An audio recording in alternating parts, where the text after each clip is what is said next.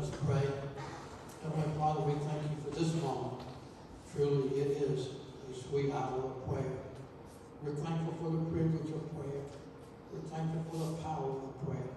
You're a good God, Lord, and our faith is fully in you. At this time, Lord, I ask you, Lord, to bless these tithes and offerings and bless the givers. For it's in Jesus' name we pray. Amen.